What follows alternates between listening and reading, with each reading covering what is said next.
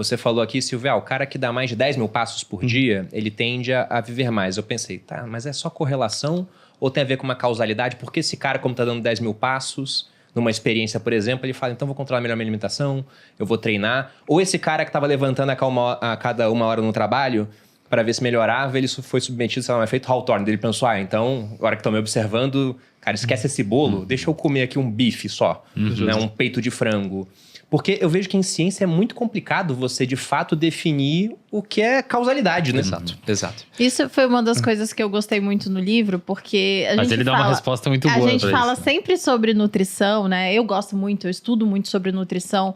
E quando eu comecei a estudar sobre nutrição, eu mudei muito a minha alimentação. E isso realmente mudou a nossa vida, a nossa rotina, o nosso estilo de vida. E foi muito bom. Eu controlei até minha mente, eu digo que, né? Eu diminuí a quantidade de carboidratos e isso fez com que eu, de fato, me sentisse mais controlada. E aí o Peter fala uma coisa assim, isso que o Bruno tá falando, né? A gente não tem muita noção do que de fato funciona em nutrição. Porque tudo é passível de dar errado. E tem muitas variáveis. Quando a gente... São muitas variáveis. E a nutrição é espinhosa, porque os estudos normalmente que olham o que ele comeu para trás para tentar inferir alguma relação, eles são por questionários. Recordatório. Aí o que você comeu 2 meses atrás? Aí Muita gente mente. É bem espinhoso a área, assim. Mas dá para tirar algumas conclusões, principalmente em termos de exercício físico. Eu vou fazer uma breve contextualização, depois você complementa. Por exemplo, um dado... Assim, para você inferir causalidade dentro de um determinado intervenção, você tem que fazer um modelo de estudo chamado ensaio clínico randomizado. Aí a gente consegue ter um razoável grau de certeza que foi por cada quilo, porque todo o resto está controlado e os 2 grupos são divididos com pessoas muito parecidas. Então, mas aí, para todo o resto estar controlado, o cara tá preso em algum lugar? Porque só dá para fazer com absoluto controle se a gente fizer com presidiários. Não é absoluto controle, mas, por exemplo, nos 2 grupos tem gente que ou os 2 grupos têm fumante ou não tem, ou tomam remédio ou não tomam, ou fazem tanto de exercício ou não fazem, ou já tiveram histórico de doença ou não tiveram. Eles tentam fazer os 2, uma cópia um do outro, com muitas pessoas, com 1.000, 2.000 pessoas. Né? Então é um poder estatístico que você aumenta o poder estatístico ali. E todas as pessoas recebem a mesma coisa, inclusive a pílula é igual. Se a pílula ela é amarela com gosto de peixe, por exemplo, um ômega 3 ou qualquer outra intervenção, eles mimetizam a pílula e a única coisa que tem diferente é o princípio ativo. Claro que não é perfeito o controle, isso só se faz com animais em laboratório e olha lá, mas você consegue ter um razoável grau de certeza pelo poder estatístico que é causal por causa daquilo, porque todo o resto é igual, eles vieram no consultório preencher os mesmos formulários, você acompanha, liga para as pessoas, pede para bater foto na comida, você faz um razoável controle. Só que isso não dá para fazer com exercício físico porque é antiético. Como é que você vai pedir para um grupo não fazer exercício físico? Eu falo, fica sedentário que a gente vai avaliar quem dos 2 grupos morre mais para ver o efeito do exercício físico. É antiético fazer. Então o que os pesquisadores normalmente fazem? Eles olham dados para trás, de uma população que naturalmente fez mais exercício físico e alguém que não fez. Estados Unidos, eles são malucos por dados, então eles têm tudo tabulado lá. Aqui no Brasil a gente não tem tanto, mas eles são malucão dos dados, tem tudo no sistema.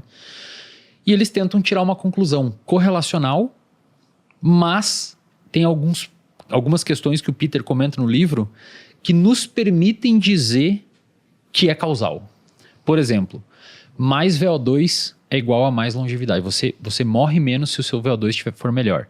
Não foi um ensaio clínico randomizado, então a gente não tem certeza se é causal, mas tem alguns poréns que nos indicam a causalidade. Primeiro, é um efeito escadinha dose dependente. Quanto melhor o seu VO2, maior é a sua chance de sobrevida.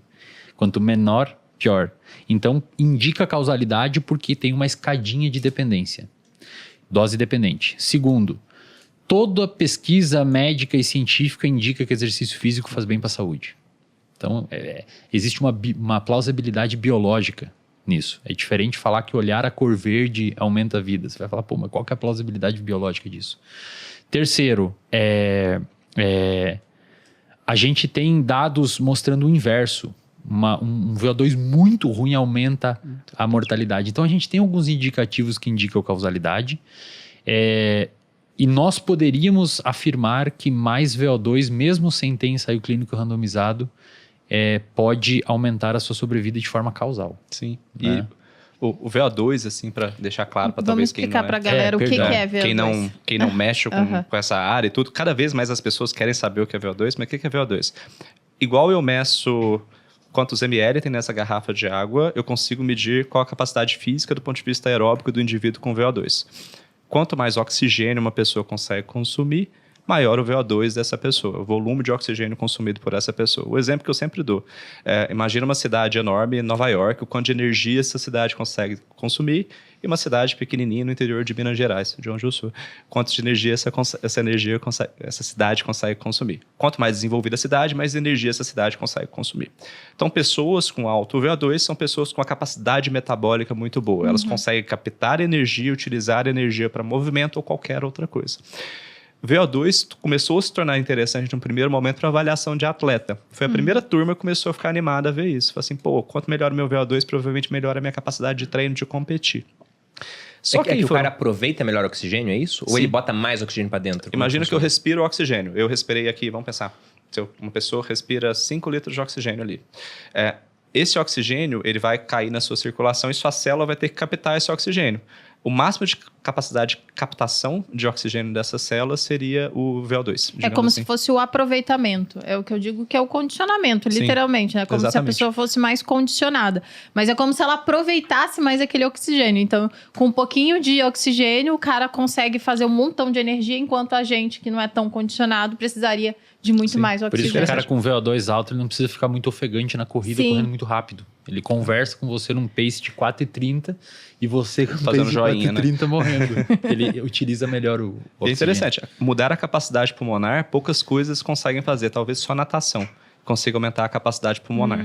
Nada mais consegue. Assim, sua capacidade pulmonar é meio que fixa. Você diz respirar mais. O quanto de oxigênio consegue entrar no seu corpo. Mas o quanto que sua célula consegue utilizar desse oxigênio, isso você consegue mobilizar. Então, isso é treinável. Não tem nenhuma medicação que faz isso, nenhum soro que faz isso, pelo amor de Deus. Mas, hoje está na aula disso. Né? Mas treinamento claramente faz isso. Então, isso até entra na plausibilidade. Olha, se eu treino bem, possivelmente eu estou melhorando todo o meu sistema cardiovascular, eu estou melhorando a minha célula lá dentro, ela usa energia de forma mais adequada, ela limpa as coisas que tem que limpar, eu consigo ser mais disposto para o meu dia a dia.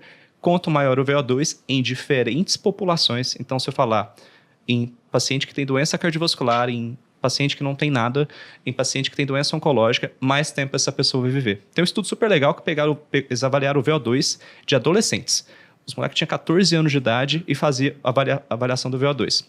E de forma prospectiva, eles foram avaliados 30, 40 anos depois. Essas pessoas com mais VO2, elas tinham maior capacidade laboral, elas trabalhavam por mais tempo e elas se afastavam menos de trabalho. Ou seja, olhar para VO2 talvez seja uma coisa não de benefício individual, mas talvez de benefício social. Se você está deixando uma sociedade com melhor capacidade física, possivelmente as pessoas estão trabalhando mais e sendo mais ativas. Porque é legal completar sua maratona, sua meia maratona? Demais. Mas assim, para o dia a dia, por que isso muda? Por que olhar para esse dado muda? Porque você vai viver mais tempo e você vai viver melhor. Possivelmente as coisas do seu dia a dia vão ser mais fáceis. Se você corre 5 km em 20 minutos, é muito possível que subir 3 lances de escada, se o elevador estiver cheio, não vai ser aquela coisa que você vai chegar esbaforido para fazer uma reunião importante. Então, esse tipo de pouquinha coisa que tem também faz sua vida tenha muito mais qualidade de vida, digamos assim. E aí, outra coisa que ele fala também em relação ao VO2 é que a gente perde essa capacidade ao longo das décadas de vida. Então, quanto mais a gente conseguir ganhar enquanto a gente é jovem, que é mais fácil a gente ganhar, melhor, porque a cada década, acho que ele fala que a gente perde 15% de capacidade de VO2, de condicionamento, né? Sim. Então, teoricamente, a gente teria que ter um condicionamento muito maior agora, com 30, 40 anos, para que quando a gente chegasse lá nos 70, 80, a gente conseguisse fazer nossas tarefas diárias sem se cansar, né? Sem ficar esbaforido, ter uma qualidade de vida melhor. Fazer turismo, levar os netos para passear, subir uma ladeira com o seu neto, carregar ele. Isso é a importância do dado da mesma forma. Posso pegar um gancho nisso, então? Porque, por exemplo, atletas têm um VO2 maior do que pessoas comuns, certo? Sim. A gente vê isso refletir mais longevidade dos atletas? Sim. Tem um estudo bem legal. Ele fala disso. Você já ouviu falar de um cara chamado Roger Bannister, o mito da milha em 4 minutos? Não. Esse cara ele foi para a Olimpíada de 52, Roger Bannister, e ele competiu a Olimpíada e ficou em 5º lugar nos 1.500 rasos. E, ok, saiu frustrado, 5º ou 6º. Saiu frustrado e tudo mais, e falou assim, eu vou ser a primeira pessoa a correr a milha em menos de 4 minutos. E na época isso era considerado o limite do ser humano. Ninguém consegue fazer uma milha em menos de 4 minutos. uma milha de 1.600 metros seria mais ou menos 24 km por hora, só para ter uma ideia de parâmetro, super rápido. Ele colocou isso na cabeça e foi o primeiro, 3,59. Muito coach usa isso como informação, que depois dele fazer, um monte de gente fez também. Igual os 100 metros em menos de 10 segundos. Exato. Um cara fez, tipo, um mês depois, outro cara fez também, sabe? Ele ficou nessa. Então, isso vira uma motivação de coach, mas não é a ideia daqui hoje. Melhorou tênis, melhorou pista ao mesmo tempo pra todo mundo. Exato, isso. E os caras começam mais cedo, né? Molecada começa muito cedo, cara. Isso é bem interessante desses caras, assim. E pegaram os 20 primeiros seres humanos que fizeram isso. E foram avaliar se essas pessoas viveram mais ou menos tempo. E eles viveram mais do que a média da população dos países respectivos desses caras. Então, a maioria passou de mais de 80 anos de idade. Tem bastante estudo legal, eles pegam os atletas olímpicos da Finlândia e que eles viveram mais tempo do que a média da população. Quem completou o Tour de France de 1947 a 2012 viveu mais tempo do que a média da população. Então, é muito possível que isso, de fato, corresponde várias vezes em vários estudos, de forma sucessiva. É bem claro na literatura que o VO2 talvez seja o grande parâmetro de saúde. Então, e o tamanho é muito grande de efeito, né, cara? Sim, e não existe o máximo, né? Quanto mais a pessoa tem VO2, não existe um limite superior. Então, o cara que tem mais, ele é melhor mesmo. Assim, isso é bem interessante. Então, e uma pergunta sobre isso ainda, porque há pouco tempo a gente fez um podcast sobre as Blue Zones, aquelas regiões onde a gente tem pessoas mais centenárias.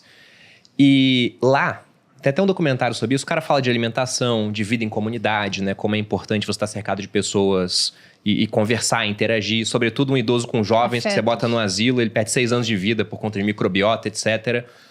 Só que ele não deu tanto peso ao exercício e falou nada de VO2. A gente olha nas Blue Zones, o pessoal tem um VO2 maior? Amor, ele não fala, mas as pessoas lá são muito ativas. Sim. Elas caminham, elas fazem as próprias tarefas. Isso era uma das coisas que tinham. Agacham. Sobem ladeira. Elas se mantêm ativas a vida toda até o final da vida. Ok, mas se eu tô ativo fazendo jardinagem e me movendo 6 horas por dia, mas sem, por exemplo, tá querendo melhorar meu condicionamento de forma intencional. Não tô fazendo intervalado. Eu não tô correndo 5 km para 20 minutos. Eu só tô em atividades de baixa intensidade. Eu vou aumentar o VO2? Isso aconteceu com o pessoal das Blue Zones, por exemplo? Se você comparar com o sedentário, sim. Se você começar do zero, assim, vou comparar com uma pessoa que não faz nada. Sim. Se você comparar com um atleta, não. Só que isso é interessante. A magnitude do benefício vamos pensar uma pessoa que faz caminhada 50 minutos a 6 por hora, 5 vezes por semana e o sedentário. A gente está falando de uma redução de mortalidade cardiovascular a longo prazo em torno de 30% a 40%. Tem noção? Não, é absurdo. Tem muito grande, tem que cara. Muita coisa. Salientar isso. Ó, se você caminhar apenas, você vai diminuir 30% da sua mortalidade. Tem curvas lindas disso, assim. A curva é linda. Vamos pensar o cara que corre a 12 por hora. Um cara que já corre bem. Esse cara talvez a gente esteja falando sobre um é 40%, outro é 45%. Então, quanto mais do zero você vai para alguma coisa, maior a magnitude de benefício. Só que cada vez que vai subindo, o benefício vai se tornando gradativamente menor o crescimento, mas ele vai crescendo. Ganhos marginais decrescentes. Exatamente. Eles pegaram um cara que foi recordista mundial de maratona e foram avaliando aí durante a vida quanto a VO2 e tudo mais. Ele chegou aos cerca de 80 anos dele com o VO2 que estaria na média da população de uma pessoa entre 30 e 40 anos de idade. Caramba. Então imagina, esse cara chega nessa idade fazendo tudo que uma pessoa entre 30 e 40 anos de idade consegue fazer. E talvez a gente volte lá. Eu tenho uma teoria quanto a isso não é nada comprovado, mas isso volte na ideia de talvez a gente conseguir prevenir demências. Por quê? O que começa a acontecer durante a vida? Você começa a ter uma dor no joelho, uma dor no quadril, você começa a ficar em casa. Aí você para de ir no mercado e fala assim, o preço do leite subiu, hein? Aí você começa a deixar de lembrar. Você começa a parar de encontrar o seu João, que era o dono da mercearia que você ia. Você para de começar a ter interação social, de ver notícia, de comentar sobre como foi o jogo do Brasil ontem. E essas diminuições de interações parecem ter certo efeito em quadros demenciais. Tanto que na hora que você avalia de forma observacional, pacientes que têm maiores relações familiares, pessoais, parecem ter menor desenvolvimento de quadros demenciais quando você olha grandes grupos, digamos assim. Então, talvez essa liberdade que a sua capacidade muscular vai te dar vai ser aquilo que vai te dar a maior possibilidade de contato com outras pessoas e que te permita que você continue tendo uma atividade cerebral mais intensa. Então, isso é uma teoria minha que fica bem claro. Assim, Eu acho que uma coisa que vale muito a pena deixar bastante claro aqui é que, como ele disse, você não precisa ser um atleta olímpico para ter ganhos do aumento do VO2. Pelo contrário, se você é um sedentário e vai para pouco sedentário, ou para ativo, ou para pouco ativo, é nessa faixa que os gráficos mostram um ganho muito maior. E aí eu vou jogar uma bola para você que é um pouco espinhosa de explicar. Tem um estudo que ele cita, inclusive, nesse livro, mostrando que a pessoa que tem um VO2 muito ruim, que é abaixo da média, muito ruim, ela tem a mesma chance de morrer que um fumante. Sim. Não é? Ou Tem seja, gente falando que o sedentarismo é VO2 o novo cigarro, né? O VO2 muito baixo pode ser tão prejudicial quanto um sujeito que fuma em termos de mortalidade por todas as causas. Esse né? estudo, se eu não me engano, ele mostra de mais de 20% de mortalidade em 10 anos para quem está lá embaixo da capacidade física. Então, olha o nível de um VO2 ruim.